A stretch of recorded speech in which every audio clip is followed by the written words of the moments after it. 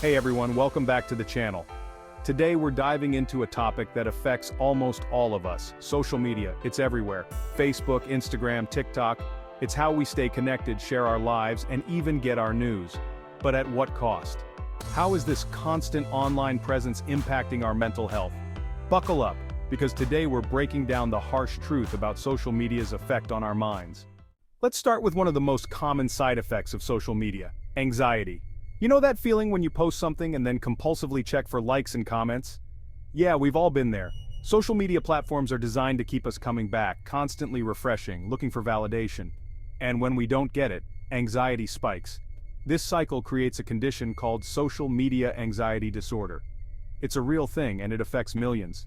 Every like, comment, or lack thereof triggers a dopamine response in our brains, leading to a craving for more. If we don't get that quick hit of approval, our self-worth takes a hit. Pretty harsh, right?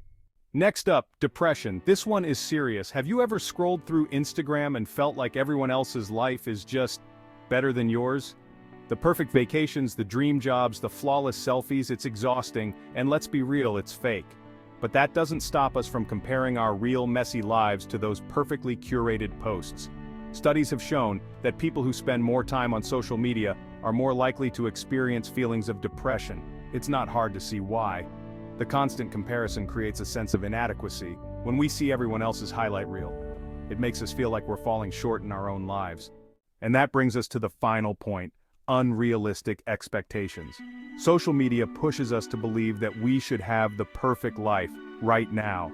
From beauty standards to career milestones, it's easy to feel like we're failing if we're not living up to those impossible standards. Instagram filters, Photoshop, and meticulously curated content create an illusion of perfection. But that's just it, it's an illusion. When we compare ourselves to these doctored images, it's like setting ourselves up to lose a race we didn't even sign up for.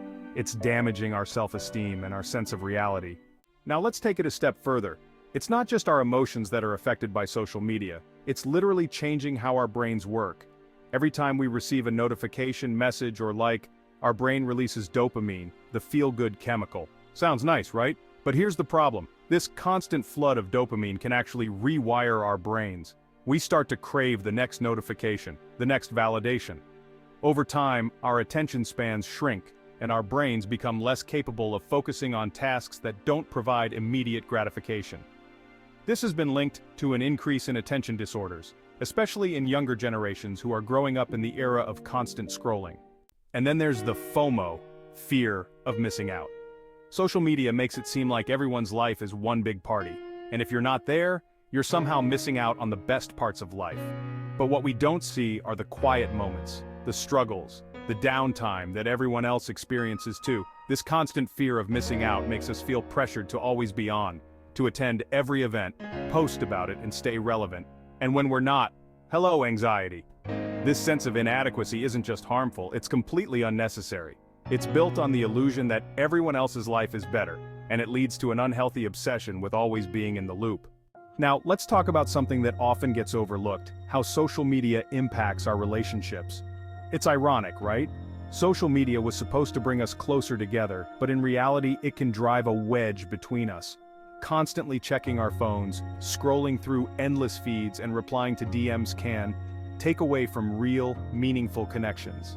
Instead of having deep, in-person conversations, we end up having superficial exchanges online. Studies have shown that people who spend more time on social media tend to feel lonelier.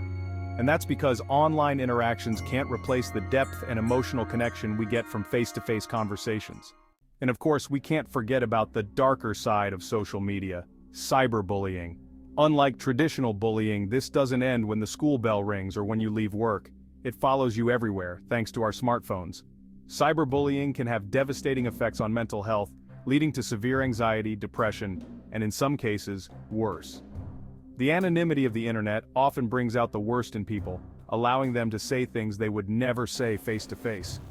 And the worst part, these harmful messages can go viral, spreading to an even wider audience and amplifying the damage. Alright, so by now you're probably thinking, wow, social media is pretty toxic.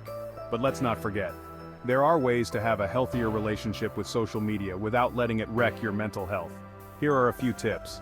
1. Limit your screen time. Set daily limits on your apps. You don't need to be online 24/7. 2. Curate your feed. Unfollow or mute accounts that make you feel bad about yourself. Follow content that uplifts you instead. 3. Be mindful of your emotions. Pay attention to how you feel after being online. If you notice anxiety or sadness creeping in, take a break. 4. Focus on real connections. Prioritize face-to-face interactions and meaningful relationships. No amount of likes can replace the value of genuine conversations with people who care about you. So, the harsh truth is that social media can be a breeding ground for anxiety, depression, unrealistic expectations, and even loneliness. But it doesn't have to be that way. With some mindful habits, we can take control of how we interact with these platforms. If you found this video helpful, give it a like, and let me know in the comments how you manage your social media use. And don't forget to subscribe for more blunt takes on real-life topics. Until next time, take care of yourselves out there.